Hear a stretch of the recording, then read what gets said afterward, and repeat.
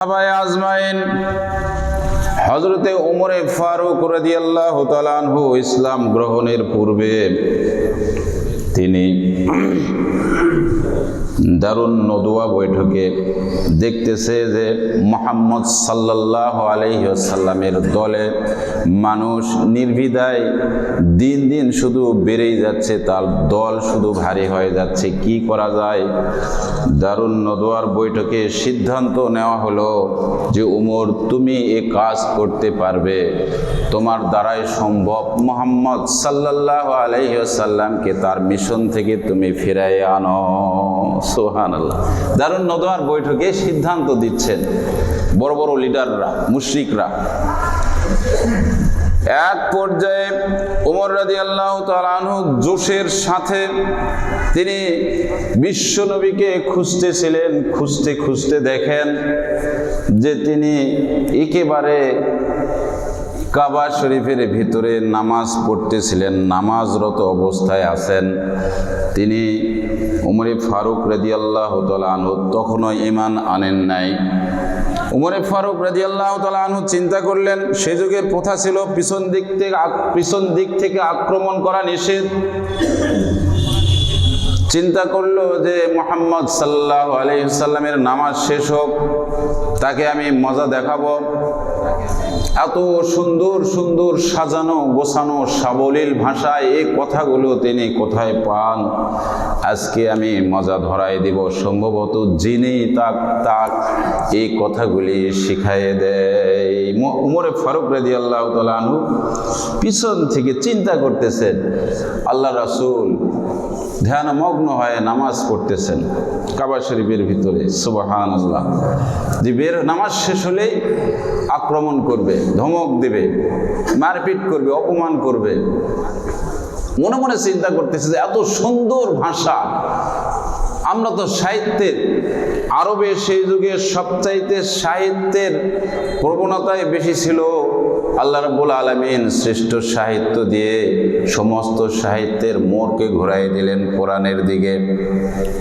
ওমরে ফারুক রাদিয়াল্লাহু তাআলা আনহু পিছনের থেকে থেকে চিন্তা করছেন যে নিশ্চয় জিন তাকে শিখিয়ে দিচ্ছেন। তাছাড়া এত সুন্দর সুন্দর মধুর কথা গোছায় সাজায় কিভাবে বলে। অমনি আয়াতের মধ্যেই আল্লাহর রাসূল পাঠ করে ফেললেন। আয়াত পড়তে পড়তে এই আয়াতটাও তিনি পড়ে ফেললেন, ইন্নাহু লাকাউলু রাসূলিন কারীম। সুবহানাল্লাহ। এটি হচ্ছে মহান এক বার্তাবাহকের বর্ণনা মাত্র। তিনি বর্ণনা করছেন, আল্লাহ পাকের কিতাব তিনি বর্ণনা করে শোনাচ্ছেন। সুবহানাল্লাহ। ওমরে ফারুক রাদিয়াল্লাহু তাআলা আনহু পিছন দিক থেকে চিন্তা করতেছেন মনে মনে যে তাকে যিনি হয়তোবা শিখাই দিচ্ছেন এত সুন্দর সুমধুর সুরে তিনি কি কিতাব পাঠ করছেন। যখন তার জবাব ওমরে ফারুক পেয়ে গেলেন যে না না, এটা তো যিনি শিখাই দেয়নি, তিনি তো উত্তর আমাকে দিয়ে দিলেন, ইন্নাহু লাকাউলুন রাসূলিন কারীম। সে মহান বার্তাবাহকের এটি বর্ণনা আমি বর্ণনা করছি। সুবহানাল্লাহ। উমরে ফারুক রাদিয়াল্লাহু তাআলা আনহু তিনি যখন চিন্তা করলেন তাহলে যদি এটা জিনের শেখানো কোনো কিছু না হয়, তাহলে নিঃসন্দেহে মুহাম্মদ সাল্লাল্লাহু আলাইহি ওয়াসাল্লাম গোপনে গোপনে কবি হয়ে গেছেন। পিছন থেকে কল্পনা করছেন কে? উমরে ফারুক রাদিয়াল্লাহু তাআলা আনহু। তিনি কিন্তু অপমান করার জন্য প্রস্তুতি নিয়ে আছেন। তিনি যখন পিছন দিক থেকে মনে মনে কল্পনা করছেন যে না না, কোন ফাঁকে জানি মুহাম্মদ সাল্লাল্লাহু আলাইহি ওয়াসাল্লাম বড় কবি হয়ে গেছেন। তাছাড়া এত সাজানো গোছানো কথা তিনি অনর্গল কিভাবে বলতে পারেন। সুবহানাল্লাহ। অমনি আয়াত পড়তে পড়তে এই আয়াতও পড়ে ফেললেন।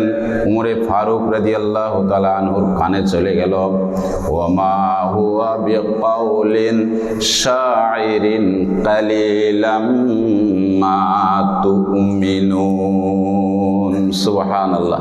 না না, মুহাম্মদ সাল্লাল্লাহু আলাইহি সাল্লাম কোনো কবি হয় নাই, এটা কোনো কবির কথা নয়। উমরে ফারুক রাদিয়াল্লাহু তাআলা আনহু পিছন থেকে তিনি হুঁচট খেলেন, আরে আমি মনে মনে যা জল্পনা কল্পনা করছি, আর মুহাম্মদ সাল্লাল্লাহু আলাইহি ওয়াসাল্লাম নামাজ পড়তেছেন, পিছন দিকতে তো আমাকে দেখতেও পাচ্ছে না, কিন্তু আমার এই মনে মনে জল্পনা কল্পনার উত্তর তিনি কিভাবে দিচ্ছেন। সুবহানাল্লাহ। না না, এটা কোনো কবির কথা নয়। তোমরা কম সংখ্যক লোকই বিশ্বাস করো এটা।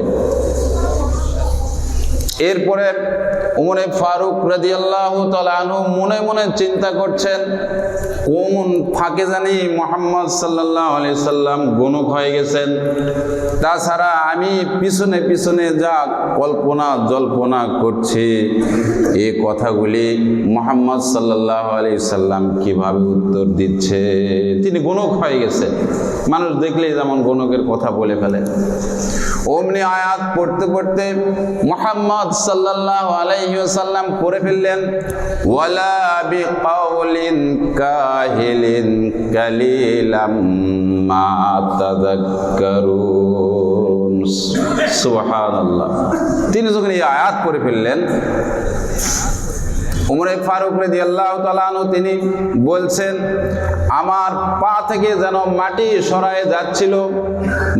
সরে যাচ্ছিল, মনে হচ্ছে যে আমি যা কল্পনা করতেছি মুহাম্মদ সাল্লাল্লাহু আলাইহি ওয়াসাল্লাম সেটারই উত্তর দিচ্ছেন। ঘটনা কি, ইনি জিনে তাকে কোনো কথা শিখাই দেয়নি, ইনি কবিও নয়, আবার ইনি গণকও নয়, সব কোরআনের আয়াত তিনি বারবার পড়ে পড়ে শোনাচ্ছেন। ঘটনাটা কি, যখন তিনি চিন্তা করতেছেন যে সমস্ত শক্তি যেন আমাকে অ্যাটাক করতেছে, ইসলামের সমস্ত শক্তি শিকড় শুদ্ধ যেন আমার কলিজার মধ্যে গেড়ে বসতেছিল। সুবহানাল্লাহ। উমরে ফারুক পিছন থেকে চিন্তা করতেছেন, তাহলে এটা কি, যদি জিনের কোনো শিখানো কথা না হয়, যদি কবিও তিনি না হয়ে থাকেন, তিনি গণকও যদি না হয়ে থাকেন, তাহলে এটা কি? তিনি বিরাট এক প্রশ্নবোধক চিহ্ন তার মাথা, তার চোখের সামনে ঘুরপাক খাচ্ছিলেন। তিনি চিন্তা করছেন, তাহলে এত সুন্দর করে তিনি সাবলীল ভাষায় বারবার তিনি তেলাওয়াত করছেন, এত সুন্দর অর্থবোধক, তাহলে এটা কি? এই প্রশ্নবোধক চিহ্ন যখন ঘুরপাক খাচ্ছিল তার চোখের সামনে, তখনই আল্লাহর রাসূল আবার পড়ে ফেললেন, তানজিলুম মির রাব্বিল আলামিন। সুবহানাল্লাহ। তাহলে এটা কি? উমর রাদিয়াল্লাহু তাআলা আনহু পিছন দিক থেকে চিন্তা করতেছেন, আল্লাহর রাসূল নামাজের মধ্যেই উত্তর দিচ্ছেন, এটা হচ্ছে সেই মহান একটি কিতাব যা আমার উপরে অবতীর্ণ করা হয়েছে, তানজিলুম মির রাব্বিল আলামিন, মহান রব্বুল আলামিনের পক্ষ থেকে আমার উপরে নাজিলকৃত কিতাব এটি। সুবহানাল্লাহ। উমরে ফারুক রাদিয়াল্লাহু তাআলা আনহু চিন্তা করতে করতে এক পর্যায়ে চিন্তা করলেন যে নিঃসন্দেহে মুহাম্মদ সাল্লাল্লাহু আলাইহি ওয়াসাল্লাম তিনাকে জিনও কেউ কোনো কিছু শিখাই দেন নাই, তিনি কবিও হন নাই, আবার গণকও হন নাই, নিঃসন্দেহে আল্লাহর নবী, এতে কোনো সন্দেহ নাই। শিকড় আল্লাহ রাব্বুল আলামিন তার কলিজার মধ্যে গেড়ে দিয়েছেন। সুবহানাল্লাহ। এর অল্প কিছুদিন পরেই তিনি ইসলাম ধর্ম গ্রহণ করেছেন। সুবহানাল্লাহ। বারবার হুঁচট খাওয়ার পরে। এই হচ্ছে ইসলাম। ইসলামের মধ্যে আমি যদি ডুবে যাই, তাহলে আল্লাহর যে শক্তি, আল্লাহর যে কর্তৃত্ব, আল্লাহর যে মহান, তিনি যে একজন প্রভু আমাদেরকে লালন পালন করছেন, সব কিছু বুঝে আসবে। ইসলামের মধ্যে আপনি ঢুকে যেতে হবে, আপনাকে পরিপূর্ণভাবে ঢুকে যেতে হবে। এমনভাবে আমি যদি ইসলামের মধ্যে ঢুকে যাই, সাহাবায়ে আজমাইনরা যেভাবে ঢুকেছিলেন, হযরত উমরে ফারুক রাদিয়াল্লাহু তাআলা আনহু তিনি অর্ধ জাহানের খলিফা, রোম সম্রাট তার চাল চলন চলাফেরা দেখার জন্য রোম সম্রাট কয়েকজন গোয়েন্দা বাহিনীকে পাঠিয়ে দিলেন, যাও, অর্ধজাহানের শাসনকর্তা ওমর হয়ে গেছে বড় শাসক, তিনি তার দেশ কিভাবে পরিচালনা করেন, তিনি কোথায় বসেন, কি খান, তার কয়টা দেহরক্ষী একটু দেখে এসো। গোয়েন্দা বাহিনীকে পাঠিয়ে দিছে। গোয়েন্দা বাহিনী মদিনার মধ্যে ঢুকে পড়লেন। খুঁজতে খুঁজতে হযরত উমরে ফারুক রাদিয়াল্লাহু তাআলা আনহুকে পাওয়া যাচ্ছে না, হয়রান হয়ে গেছেন গোয়েন্দা বাহিনী। এক পর্যায়ে একজনকে জিজ্ঞাসা করলো, তোমাদের আমিরুল মুমিনিন কোথায়, যিনি অর্ধজাহানের খলিফা শাসন করেন, তিনি কোথায়? বলতেছে, ব্যক্তিকে জিজ্ঞাসা করার পরে ব্যক্তি বলতেছে তার একটি উট হারায় গেছেন, উটের খুঁজে তিনি ওই দিকে গেছেন। সুবহানাল্লাহ। তারা চিন্তা করতেছে, আরে অর্ধ পৃথিবীর শাসনকর্তা আমিরুল মুমিনিন, তিনার উট হারায় গেছেন আর তিনি উট খুঁজতে গেছেন, এটা কেমন কথা? তার দেহরক্ষী, তার কর্মচারী বৃন্দ কেউ নাই? গোয়েন্দা বাহিনীর কয়েকজন খুঁজতে খুঁজতে যায়, দেখে যে গাছের তলায় একজন লম্বা মানুষ শুয়ে আছেন, অনেকক্ষণ শুয়ে পড়েছেন, ঘামে তার একেবারে সমস্ত শরীরটা ঘর্মাক্ত হয়ে চোখ মুখের মধ্যে ঘাম, তিনি অধর নিদ্রায় নিদ্রিত। তাকে সালাম পেশ করা হলো। গোয়েন্দা বাহিনী সালাম দেওয়ার পরে তিনি সেখান থেকে উঠলেন, পরিচয় দিলেন, গোয়েন্দা বাহিনীরাও পরিচয় দিলেন। পরবর্তীতে হিরাক্লিয়াস বড় বড় শাসনকর্তারা তাকে যে গোয়েন্দা বাহিনী তাকে দেখার জন্য পাঠিয়েছিলেন, ওই রাজার কাছে তারা যায় বলতেছে, হুজুর রাজা মশাই, আমরা যে নেতাকে দেখে আসলাম তার কোনো দেহরক্ষী নাই, কিচ্ছু নাই, সামান্য একটা জামা মাত্র পরনে, সেও পুরাতন জীর্ণ শীর্ণ পোশাক, তার এলোমেলো চুল, গাছের তলায় আমরা শুয়ে থাকতে তাকে দেখে এসেছি। সুবহানাল্লাহ। দুনিয়ার কোনো চিন্তা তাদের ছিল না, দুনিয়ার কোনো চিন্তা ছিল না। এত রাগ ছিল ইসলামের খাতিরে। আল্লাহ রাসূল ফয়সালা দিয়েছেন, একজন ইহুদি আর একজন মুসলিমের শুধু একটু পানির ড্রেন নিয়ে ঝগড়াঝাঁটি, আল্লাহ রাসূলের কাছে বিচার দেওয়া হলো। আল্লাহ রাসূল তদারকি করে ওই ইহুদির পক্ষে রায় দিয়ে দিছেন।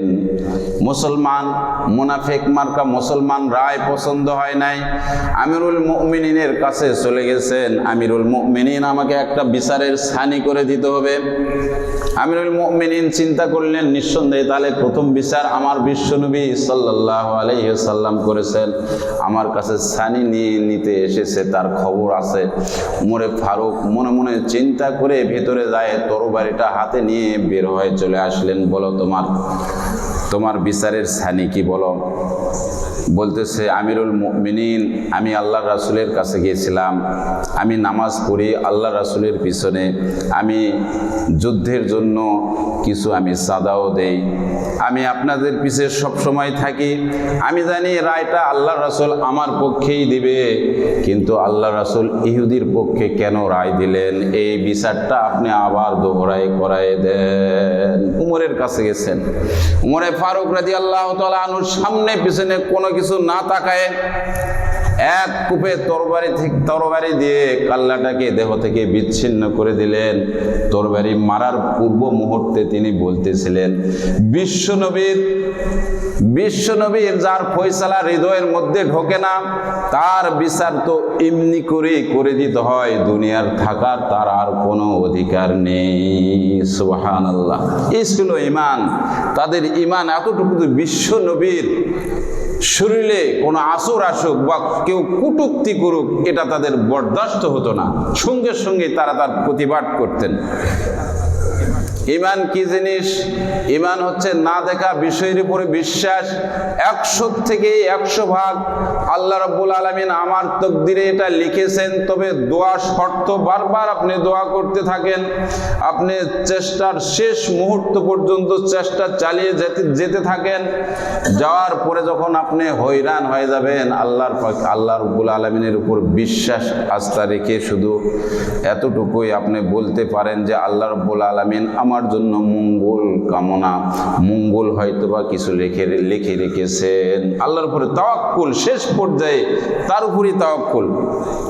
ব্যবসার মধ্যে আমার বড় ক্ষতি হয়ে গেছে, জমিনের ধান সব শেষ হয়ে গেছে, আমার আর কিচ্ছু নেই, আগামীকাল খাবো কি সেও নাই।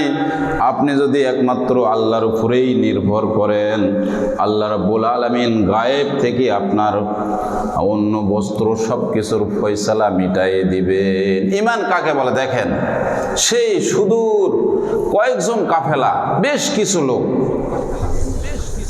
অনেক দূর থেকে তারা আসতেছে আল্লাহ রাসূলের কাছে। ঈমান ইসলাম গ্রহণ করার পরে তারা তাকবীর দিতে দিতে আসতেছিল, কালিমা শরীফ পাঠ করতে করতে আসতেছিল যে আমরা যেহেতু ঈমান গ্রহণ করেছি, আল্লাহ রাসূলের সঙ্গে একটু সাক্ষাৎ করব।